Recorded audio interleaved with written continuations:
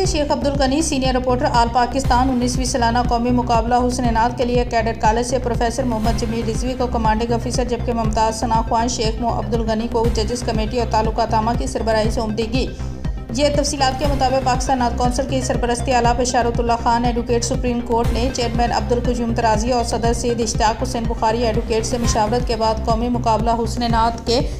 final तकरीब को final शक्ल देते हुए कैडेट कॉलेज सुहावा के प्रोफेसर अलामा मोहम्मद जमील रिजवी को 9 नवंबर 2025 को रावलपिंडी कचहरी में होने वाली तकरीब के मुंतज़म आला जबकि मुमताज़ सना ख्वान शेख अब्दुल गनी को